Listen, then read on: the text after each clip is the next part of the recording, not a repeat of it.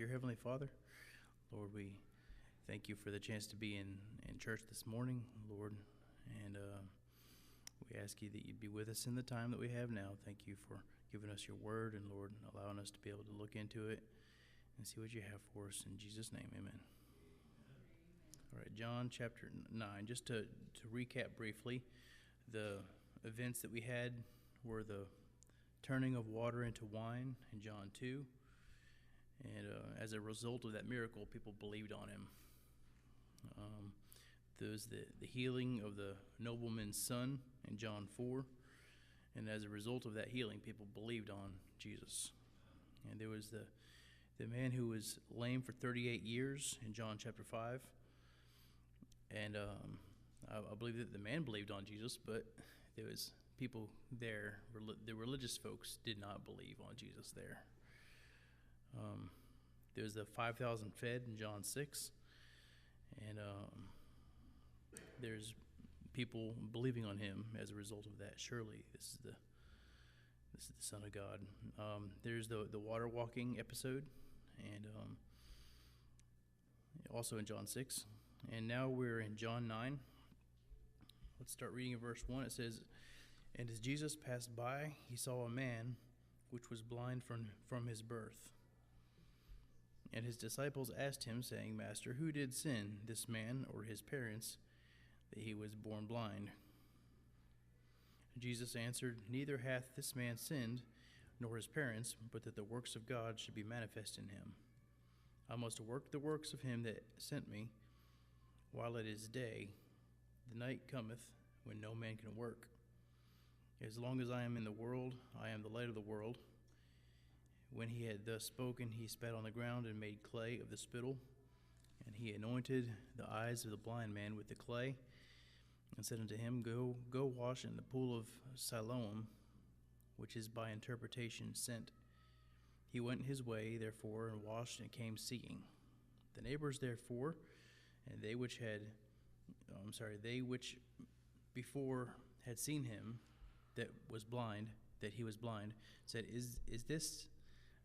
Is not this he that sat and begged? Some said, This is he. Others said, He is like him. But he said, I am he. Therefore said they unto him, How were thine eyes opened? He answered and said, A man that is called Jesus made clay and anointed mine eyes, and said unto me, Go to the pool of Siloam and wash. And I went and washed and I received sight. All right, so we'll read the rest of that later, but just some brief observations before then. I wonder if they knew more than we're told in the text. When was the last time you saw somebody panhandling at a red light or outside a store, and you were observant enough to say, that person with that infirmity was born that way? You don't know, right? So there's clues here in the text that they were more familiar. In fact, people are used to seeing him. We just read where they noticed his absence. They noticed that the guy who was born blind isn't where he normally is. And they said, Aren't you that guy? And they're like, No, that's not him. He just looks like him. All blind people look alike, right? All those, yeah, right. So something tells me that there's a familiarity here that we're not exactly given, but that's not necessary to the lesson. Really, all I could say is that the disciples asked Jesus a question, which is, I guess some preachers would probably ridicule them for saying this, and some preachers might not ridicule them for saying this, but the assumption that they made when they asked the question is pretty telling. They asked him, Master, who did sin, this man or his parents, that he was born blind? Okay, so right off the bat, they assumed that the affliction was a judgment right off the bat, before even considering anything else. We need to be careful ourselves about doing stuff like that. and we would tend to do that too. Um, if I interact with somebody on a daily basis, and I know their lifestyle because of what they present to me, and they complain to me about the problems they have, it's really, really easy for me to say, yeah, all of your afflictions are self-inflicted. You're self-afflicted. You did that to you, and so yeah, it's I guess it's easy to do that because there are consequences of sin, right? So I guess it's not 100% wrong to think that, but in their context, you can go back to Deuteronomy and find out that it's a very real thing for blindness to be part of a judgment from God for breaking covenant. In Deuteronomy chapter 28, I'll read to you starting in verse 15. But it shall come to pass, if thou wilt not hearken unto the voice of the Lord thy God, to observe to do all his commandments and his statutes which I command thee this day, that all these curses shall come upon thee and overtake thee. Cursed shalt thou be in the city, cursed shalt thou be in the field, cursed shall be thy basket and thy store. And I'm not going to read the entire passage, but you go down through verses 18, 19, 20, all these curses, okay? It's pestilence, consumption, all these things, inflammation. Verse 28, it says, the Lord shall smite thee with madness and blindness and astonishment of heart. So blindness is just one of the many things that could happen to somebody who breaks covenant with God. So according to their thinking, it wasn't such a dumb question to ask, could these people have broken covenant with God and blindness been a judgment doled out from the Lord because of it? So blindness can be seen as a punishment for breaking covenant. Now, their question was two-part, though. Master, who did sin, this man or his parents? So then you have to deal with the idea of the man sinning. Now, it says that he was born blind. So we're confronted with, we have to grapple with this. We could do it one or two different ways. You could do it anachronistically to say, well, God has the foreknowledge to know that this guy would eventually sin, so God's going to judge him ahead of time by making him be born blind. I don't know if you could find an example of that happening in the Bible. I don't think you can. I think in the Bible you find people doing things that are against God, and then God visiting that upon them after they do them. You don't find examples of God judging them before they even sin just because he knows they're going to. Now, you could argue that God hating Esau and loving Jacob is that thing going on, but that is absolutely not what's going on in that situation. Don't have the time to do the Romans. If I go to Romans, I'll get stuck in Romans, and we're not going to do that. So,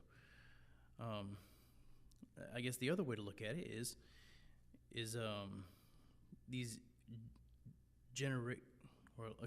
the idea of the man sinning in his mother's womb.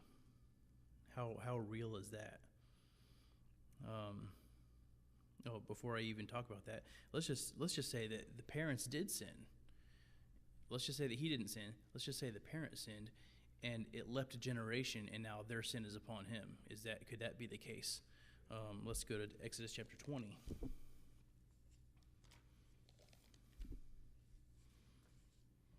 So some people believe in generational curses. You don't have to raise your hand, but you know somebody who believes probably that they're cursed for some reason because of something that their parents did or their grandparents did. And mistakenly, they blame the Bible for this. Exodus chapter 20, I'll read to you verse 5. Thou shalt not bow down thyself to them, nor serve them. Talking about graven images, right? This is the Ten Commandments. For I, the Lord thy God, am a jealous God, visiting the iniquity of the fathers upon the children unto the third and fourth generation of them that hate me. Okay, so if you just take that verse all by itself and ignore verse 6, which comes right afterwards, then you could conclude that there is such a thing as a generational sin, that somebody sins and then God makes the children and the third and the fourth generations also guilty of that sin. Okay, so that's a leap because that's not what the text says. There's no transference of guilt in this text, right? The closest you could get is where it says, visiting the iniquity of the fathers, visiting the iniquity. Now that word visiting has quite a semantic range. It does not always, in fact, it usually does not mean holding them guilty. It hardly ever means that. What it does mean is it usually means like an accounting. Like God sees it, God counts it, God knows it. And I guess the simplest way to put this is that somebody who hates God raises somebody who hates God. And they raise somebody who hate God. And that can continue for 3 or 4 generations. Now, it doesn't have to. The very next verse 6 says, and showing mercy unto thousands of them that love me and keep my commandments. Apparently, all it takes to get out of this spiral of hating God and being cursed for it is to love him and keep his commandments. God have mercy on them.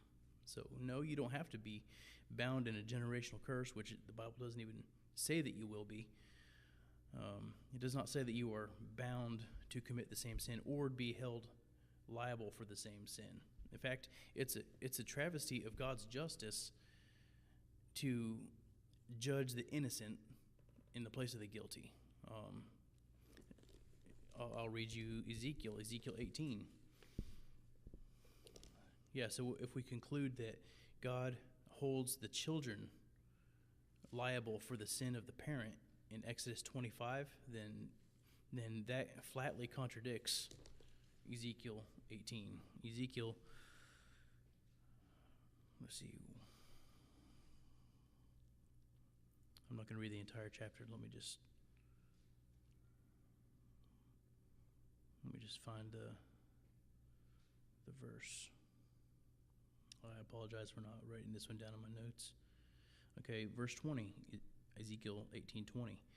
The soul that sinneth, it shall die. The son shall not bear the iniquity of the father, neither shall the father bear the iniquity of the son. The righteousness of the righteous shall be upon him, and the wickedness of the wicked shall be upon him. So this contradicts the idea that God can hold the son guilty for the father's sin. So that's clearly not what Exodus 20 is saying. Otherwise, God would have contradicted himself in his word, and he doesn't do that. It's easier to understand it the way it's written, that you can disobey God and hate him and have judgment, or you could love him and keep his commandments and have mercy. Okay, so that's the generational leaps. What about the idea of a baby being morally culpable in the womb?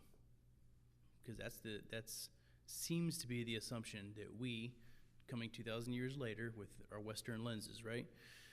We see the possibility of a baby being morally culpable in his mother's womb before he even is born. You know, could he have sinned in his mother's womb to be born blind? Well, there's not very many places that we can go to shed light on this, but the places that we have is, I'll read you one in Genesis 25. In Genesis 25, you have Isaac and Rebekah. They're married, and Rebekah was barren, but Isaac entreated the Lord for his wife because she was barren, and the Lord was entreated of him, and Rebekah his wife conceived, and the children struggled together within her. So maybe she didn't know that she had twins. Okay, she says, if it be so, why am I thus? And she went to inquire of the Lord, and the Lord said unto her, 2 nations are in thy womb, and 2 manner of people shall be separated from thy bowels. And the one people shall be stronger than the other people, and the elder shall serve the younger. So here we understand that Jacob and Esau were struggling against each other in the womb.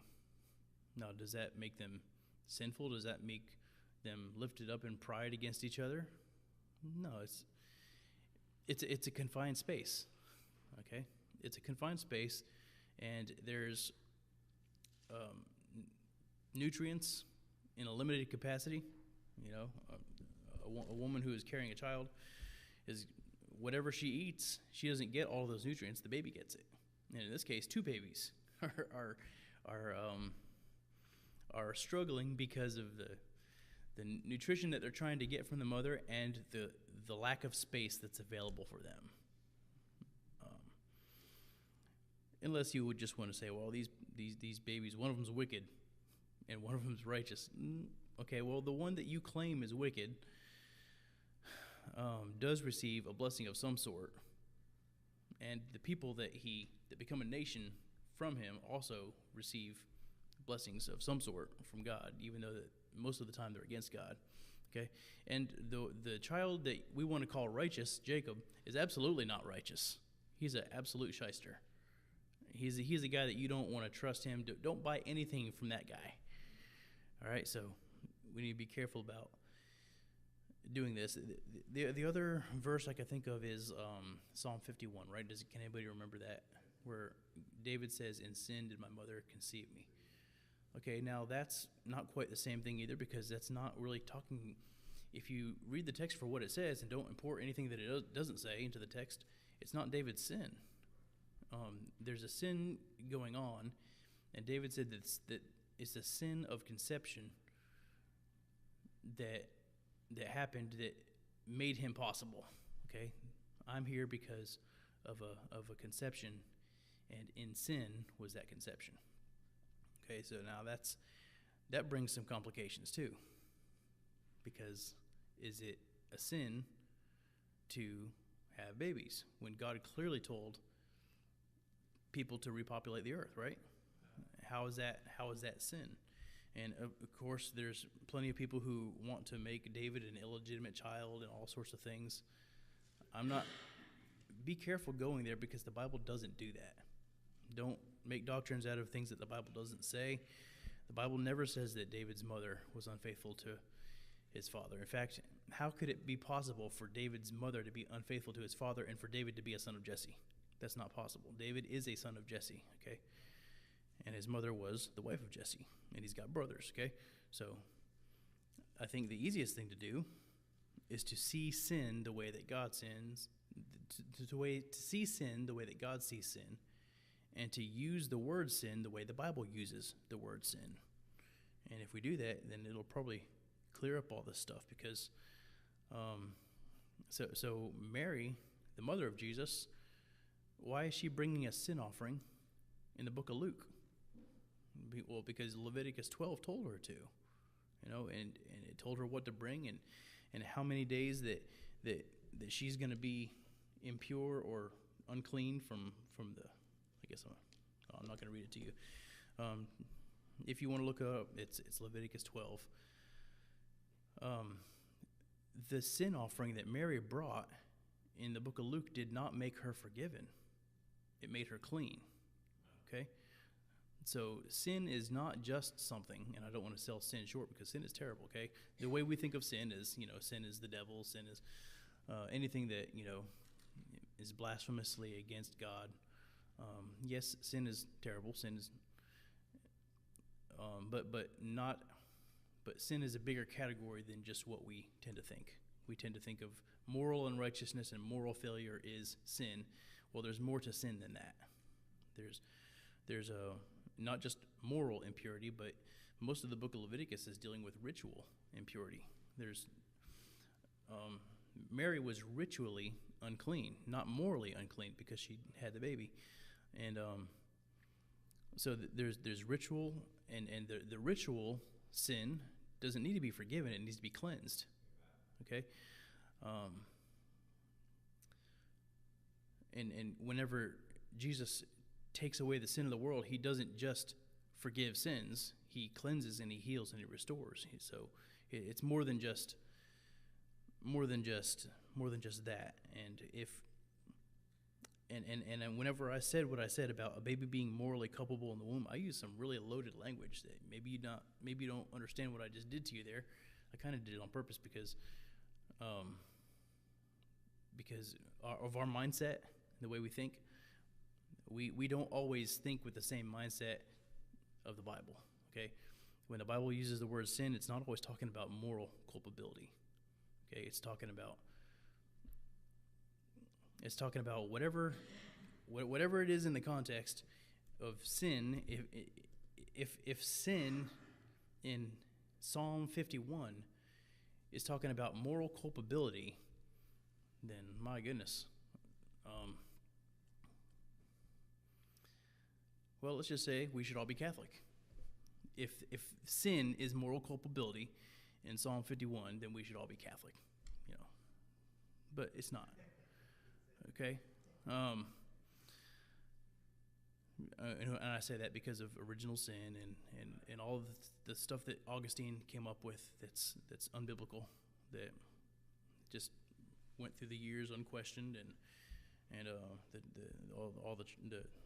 the Roman Catholic Church adopted it without asking any questions, and the reformers in the 1500s and 1600s kept all of that trash, like original sin, and they never got it right. They never looked at what the Bible said about it. They just accepted it.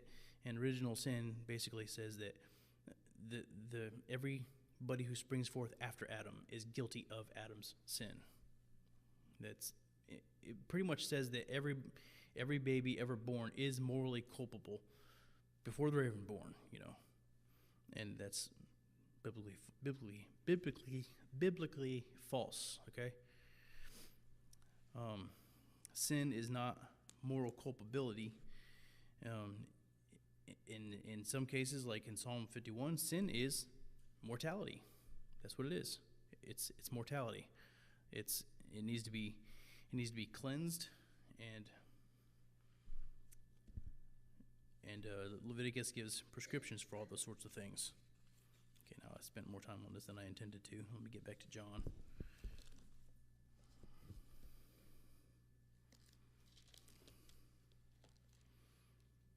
So let's just say that in the ancient mindset,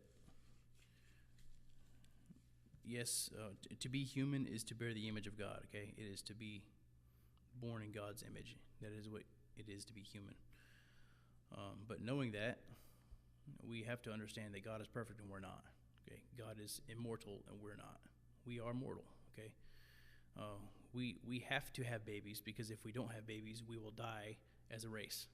Okay, God doesn't need to do that though. God is self-sustaining, eternal, from everlasting to everlasting. And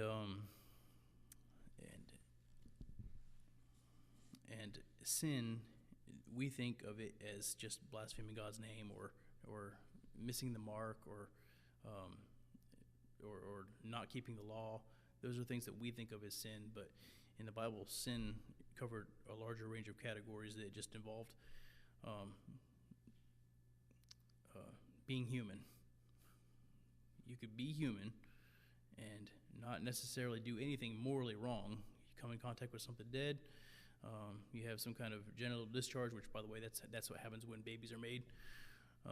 You sinned, and it's not because you did anything unrighteous. It's because you did something mortal. And God deals with those things, and God fixes those things, and God cleanses and heals those things too, just like he forgives things that are unrighteous if we're repentant. Okay, so Jesus says, neither hath this man sinned, nor his parents, but that the works of God should be manifest in him.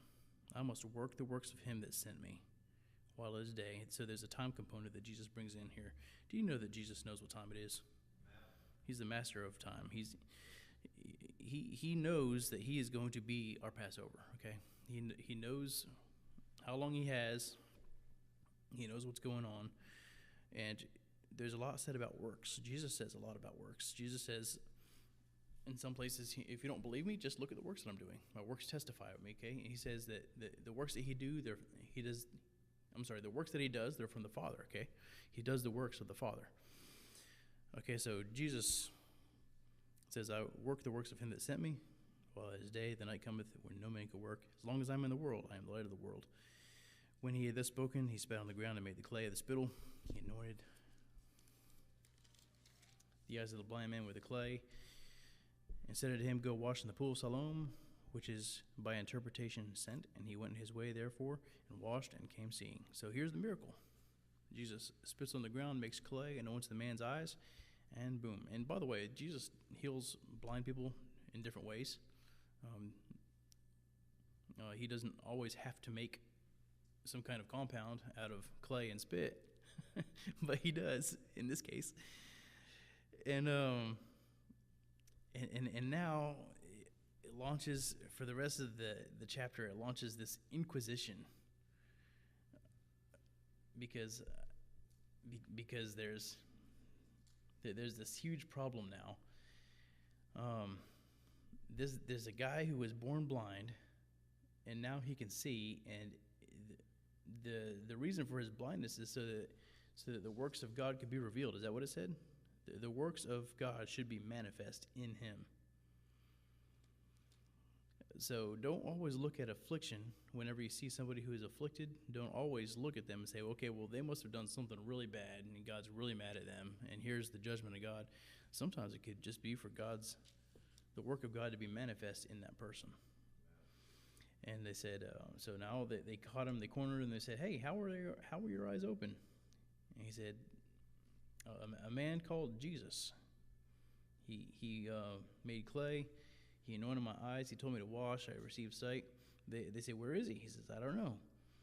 They brought to the Pharisees him that aforetime was blind. And it was the Sabbath day when Jesus made the clay and opened his eyes. So I'm sure that broke some kind of law that they had, or a tradition. I'm sure that broke some kind of tradition that they had.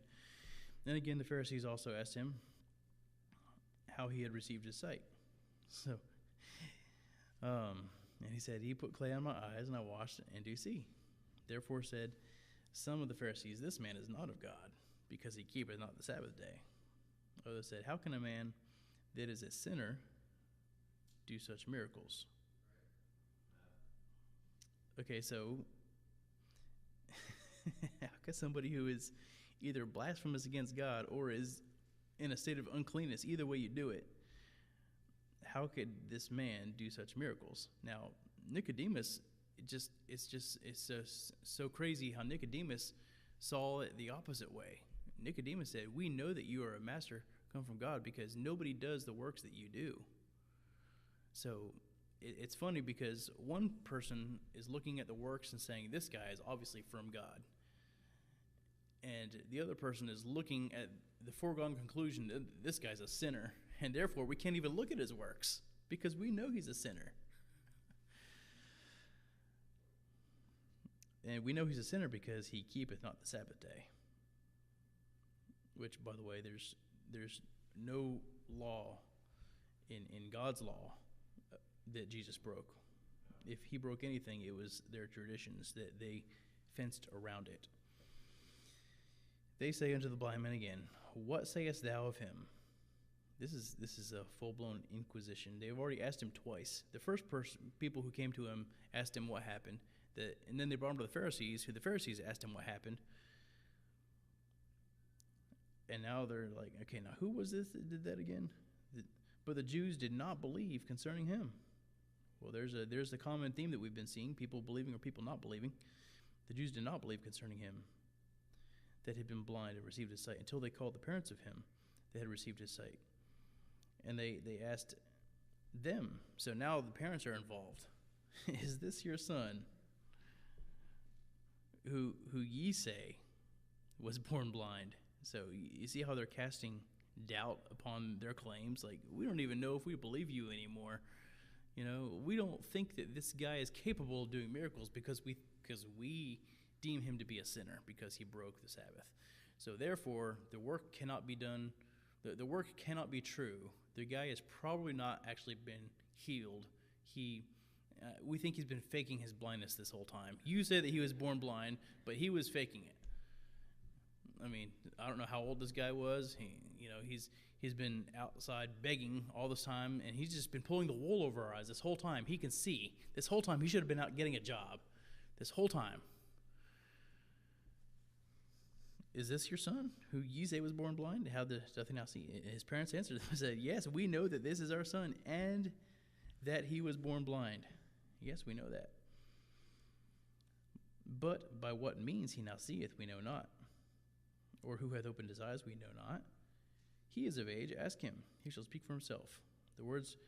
These words spake his parents, because they feared the Jews, for the Jews had agreed already that if any man did confess that he was Christ, he should be put out of the synagogue. Now, this is a crazy verse, because apparently there's a bigger sin than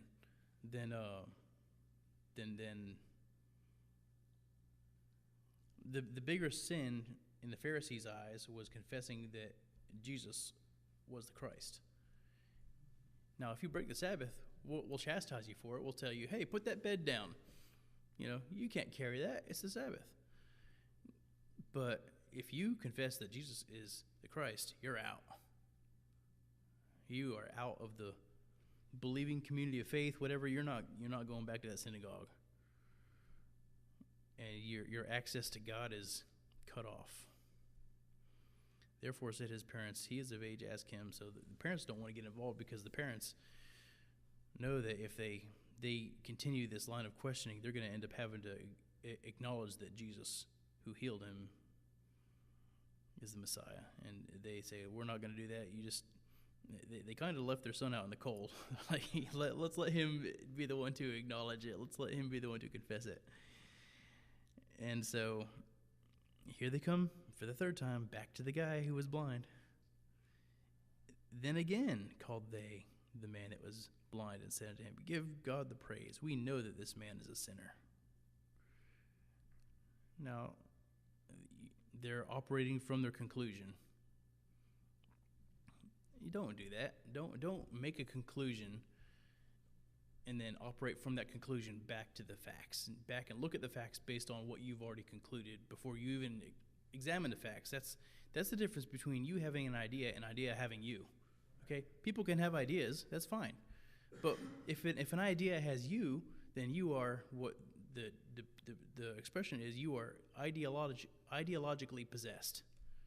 You are possessed. An idea has you, and you cannot even see the facts except through the light of your foregone conclusion. So your conclusion colors the facts in the way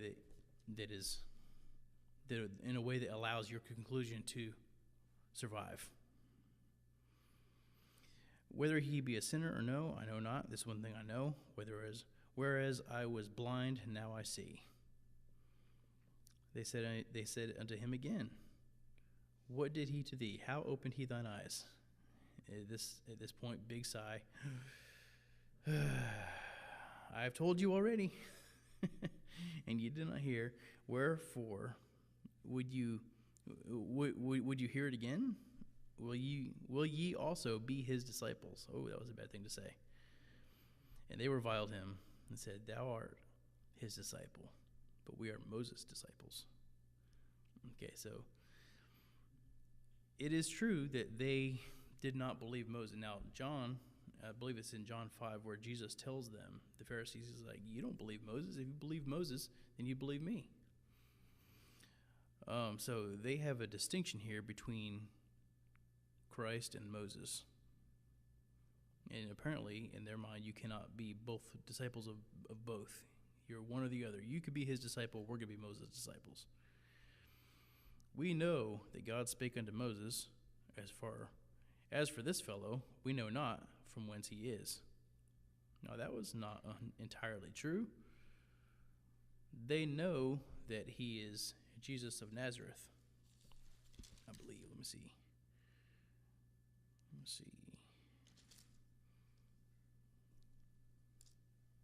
Well, no, it doesn't say Jesus of Nazareth in verse 11. It just says called Jesus.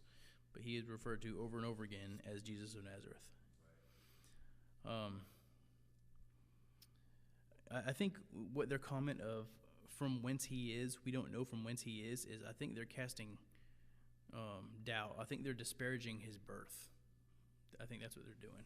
They're saying, we don't think that Joseph was really his father. There's other places where they accuse Jesus of being born of fornication. And so I think that's what's going on here. Doesn't have to be the case. Maybe they're not. The man answered and said unto him, Why herein is a marvelous thing, that ye know not from whence he is, and yet he hath opened mine eyes. Now we know that God heareth not sinners, but if any man be a worshipper of God, and doeth his will, him he heareth. So this guy has some clarity, and I don't mean that in more ways than one. He can actually see for the first time in his life, but he's actually looking at the facts correctly too. He's not looking at a conclusion then working backwards through the facts. He's looking at what happened, and he's concluding from the facts that this guy is not a sinner, because God heareth not sinners. Okay? Since the world began, it was not heard that any man opened the eyes of one that was born blind. He said, this is unprecedented. This has never happened before. If this man were not of God, he could do nothing. Which is pretty much the conclusion that Nicodemus had. We know that you are a teacher come from God, because nobody does the things that you do.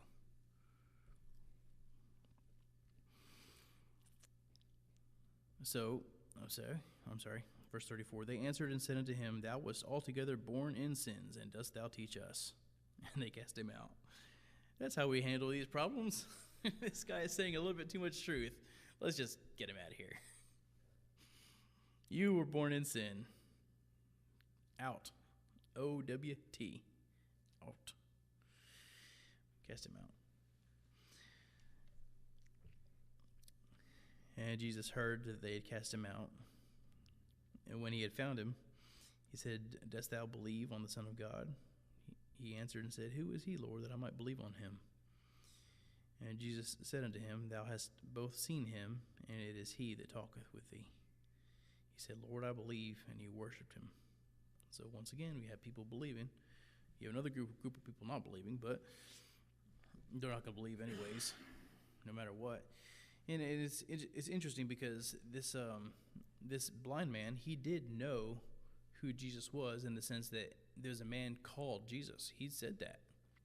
But you think about it, he didn't actually see Jesus because he was blind at the time. He got clay put on his eyes. He was sent to go wash, and when he washed, he could see. Now, was Jesus following him there? No, Jesus didn't follow him there to the pool. Jesus did whatever he did. So he didn't actually get to see Jesus until this time. He interacted with him. He talked to him. He heard his voice. He knew who his name was. But this is the first time he, as far as I could tell, that he actually gets to see Jesus with his own eyes. And he says, yeah, I do believe. I believe. Lord, I believe. And he worshiped him. And Jesus said, For judgment I am come into this world, that they which see might not see, that they which see might be made blind. And some of the Pharisees that were with him heard these words and said, Are we blind also? Jesus said unto them, If ye were blind, ye should have no sin. But now ye say, We see, therefore your sin remaineth. All right, we're not going to get a chance to get into John 11. Next time, Lord willing, we'll do John 11. That's the last miracle, the raising of Lazarus. I'm sorry, I'm tongue-tied this morning. All right, so let's be dismissed. We'll gather back here at 11 o'clock, and in the meantime, enjoy the coffee out there and the crispy morning air. So, all right, thank you for being in Sunday school.